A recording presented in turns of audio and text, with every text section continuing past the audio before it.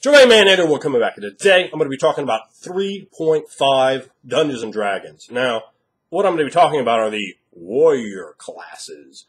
Now, the warrior classes have a particular commonality. That is, they all can use simple and martial weapons. All of them. In the player's handbook, there are 4. Yes, 4. Yes, 4. Not 5, not the monk, not the monk, not the monk. There are 4. There is the ranger, the barbarian, the paladin, and the fighter. Now, the fighter is sort of your generic catch-all guy. He is a lot of concepts. The other 3 are a lot more specific. The paladin is arguably the most specific, and the ranger is arguably the least most specific. The barbarian, originally, that's Conan. That's what the barbarian is originally taken from. And we ended up with a strange transmogrified thing that we have in 3.5. I don't know. I think the way they did barbarians are fun to play. Don't get me wrong, but I kind of like them a bit more Unearthed Arcana style than what they came up with in 3.5. But that's a whole different video. Now, there's a number of other base classes. Forget PRCs. Let's not even look at those. But base classes that have the same deal. The use of simple and martial weapons, and that's it. That's all they have up under their weapon column, simple and martial. Now, there is the samurai, who has only simple and martial. However, at first level, he gets a bonus feat that is the bastard sword, so he can have his katana. The part about that that's a little odd is, at first level, he also gets simple and martial weapons. It is not listed there. The katana should just be listed under his weapons. It doesn't line up with the same sort of logic that they've used otherwise. It would be like, you're playing a rogue, first level, bonus feat, crossbow, hand crossbow. It doesn't make any sense that they put that in there. I thought that was just shit. Now, so at least he gets a bastard sword though. So, whatever. There's the hexblade, the swashbuckler, who can use all simple and martial weapons. Talk about that in a minute. There's the Duskblade. I think the Knight's the same way, but I couldn't be bothered to look the Knight up because I absolutely hate the class. My least favorite class in 3.5. Just utter garbage in my estimation. But we're not here to bash the Knight a little bit. But what we want to talk about is the fact that over and over and over again we see this redundancy of simple and martial weapons. Now, with the Rogue, they do it far more interesting, far more flavor to capture that archetype. That's what they're trying to do. There's so many different characters out there in the fantasy films, the fantasy books that we've all read, indulged in, and enjoyed. And we want to bring that kind of style, not necessarily play that same character, but have that flair that those sort of characters have to stand out, to be different. Now, when you make things too similar, and there's only a line of classes can only get to be so similar when you no longer have classes. When you no longer have archetypes, when you simply just have a point-buy kind of system. So when you're going to classes, it behooves you to make them as distinct from one another as possible. Otherwise, there really isn't a point in having classes at all. You might as well just have, a generic kind of point-buy system where you assemble the character you want. Pros and cons of both of those. But D&D is firmly in the class system. However, this is firmly an issue where I can only say it appears to be laziness. And you go, well, maybe they're attempting to save room in the book. No. Look at the damn number of times they print the words.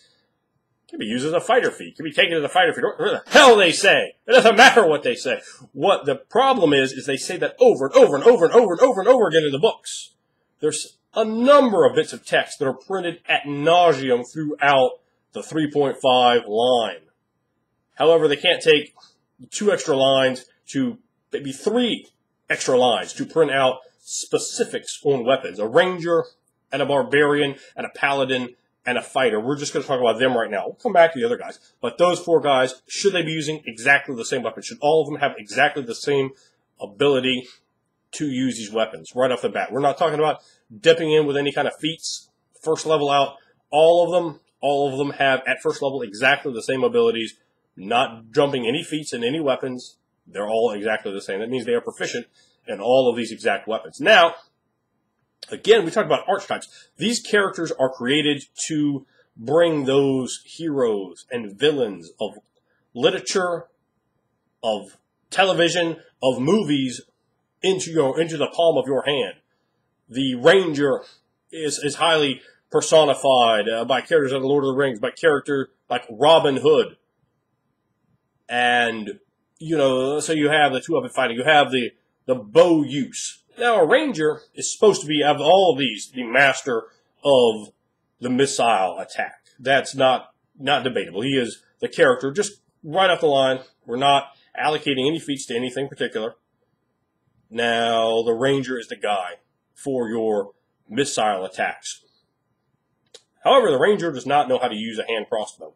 He is inadequate with it. He's like a damn wizard. He might shoot himself in the eye with it. He has no idea what to do. Why wouldn't a Ranger have hand crossbow in this? Now, there's a Ranger in a great movie that I loved a lot, last time I saw it at least, when I was quite younger, called Warlock. The protagonist in that movie is a Ranger. He is a whip. There's another Ranger called Indiana Jones. Yes, you're going to make him with 3.5 D&D. He's a Ranger. Not saying he doesn't have other classes, not saying he doesn't have some bard in there. Indiana Jones is definitely a Ranger. He'd be dual-wielding. He does what he needs. And is using a whip. Character in Warlock. Forget his name. Using a whip. I'm sure I could dig out another example of a Ranger somewhere using a whip. Now, that seems to make a lot of sense to me. You have whips for, can be used with various kinds of animals. Not all Rangers are nice. It's not AD&D. Rangers are not necessarily a good alignment. Gnolls are your favorite class of Rangers. And I will guarantee you, Gnolls are all assholes. All of them. So, why wouldn't a whip be part of the Ranger's repertoire? A Ranger also is supposed to be the bounty hunting type of class. They track, they find things. You can entangle someone, you can trip someone with that whip. That makes perfect sense. Hell, maybe even a Scourge on a Ranger list. But the way they have Rangers designed, they shoot things with missile weapons. They use two-handed weapons. So they're using light weapons in both hands, paired weapons, perhaps even something as big as a longsword. But they're not really designed to use those two-handed weapons. I could see a Ranger using a lance. Very much makes a lot of sense. Maybe a Ranger riding a giant bear, a boar, a big wolf, whatever the hell a Ranger wants to ride. A lance makes perfect sense on a Ranger. However, I don't really see a Ranger using pole arms. I don't see a need for a Ranger to have pole arms. If you specifically really want to make that Ranger that has pole arms, take a fucking level of fighter. Because you got some fighter in you. The Ranger itself doesn't need pole arms. Make it more specific. Give it some exotic feats. Give it the bastard sword. Give it the bolos. Give it maybe the net. But definitely the whip, the hand crossbow. There's probably other weapons. Same deal for the Barbarian. Barbarians do not need to know how to fence. Barbarians do not need to know how to use a rapier in any more capacity than taking the swashbuckler's hand with the rapier in it and bashing the swashbuckler to death with the rapier still in his hand. That is a perfectly acceptable use. Barbarians should be well proficient with bashing you to death with the weapon you're holding. That makes sense to me. Barbarians don't know how to fence, though. Barbarians do not know how to fence. That doesn't make any sense. So, you're going to go, oh, well, I'm going to have this barbarian concept. Level of fighter. You're not conceptually barbarians. They can't even read. They're supposed to be these primitive hill sort of people. A two-handed sword, a great axe, a great warhammer, a huge mace, a great club. All these things make perfect sense for a barbarian. The long sword, sure, why not? Now, the hand axe, absolutely. These weapons make sense. But what about a spiked chain? Why wouldn't, I know Tetsu would hate on a spiked chain, but that weapon makes perfect sense for a barbarian. It's large, bulky, two-handed, vicious, terrible, intimidating. It screamed, put it on the barbarian. The exotic weapons, a lot of times, didn't get any love. They didn't get any play because they weren't on any class at all. They weren't attached to anything. So they're like, well, I don't really want to waste a feat on that exotic weapon that I'll probably never find a magical version of anyway. So I'm already jacked because I spent weapon focus on it. And I'm never going to get a cool magic version. So why did I have to spend 2 feats that are almost wasted buster feats by the time you're like 7th level and looking for that cool magic weapon in a D&D game? So, you're looking at quite already a character that's going to be behind the 8 ball. I don't want to say suboptimal, but quite possibly. Now, when you're looking at some of these other characters, a swashbuckler. Why the hell does a swashbuckler know how to use pole arms, two-handed sword, all these weapons? No, son, a swashbuckler doesn't need to know how to use all these. He's light, he's quick, he's faint. He is the character, you make to make a Three Musketeer that you use to make a pirate in E&D, because there isn't a pirate class. Swashbuckler doesn't fit perfectly, but it damn well fits good enough. There's such a difference between the kind of armor that these characters have, everything from only light to light and medium to light, medium, and heavy. So why are the characters so... why are they so similar on weapons? Look at the way they did it with rogues. Give them simple weapons and then piece out several other weapons that make sense for the archetype that you're trying to deliver with the character. That makes perfect sense. So, with the swashbuckler, why wouldn't a swashbuckler have something like a net? Look at a damn swashbuckling movie. They are always entrapping somebody in something. Always. All the time. Cutting down the chandelier on you, whatever. That's the same kind of deal with a net. Give them a net. Give them bolos, maybe. Give them, some other small, simple weapons. Well, I don't want to say simple, but some other small sorts of weapons that are going to make sense off an exotic weapons table. Now, you can say the same thing for something like a dust blade. It also gives you a better way to balance the classes out a little bit more. You're like, okay, let's kind of take these weapons off so somebody's not just doing something ridiculous or running around and completely breaking some rules in a way that just is ridiculous. And, when you take those really high optimal weapons away from a fighter class, like a scimitar, longsword, two-handed sword, if you drop all those off, you can really open it up to give it some more elsewhere because you've taken a hunk of power away from the class. So, it can be balanced a little higher on the other end. So that's also a really decent consideration when you're looking at the overall strengths of the classes. So, I'm wondering how many of you are with me on this. How many of you think the way I do that it would be more interesting, add more flavor? And again, we're talking about archetypes. So you want to have a character that is more different. You want your barbarian to be more different than your fighter, not less different. And if they can become less and less and less different, there's no need for the barbarian anymore. He can just be a fighter.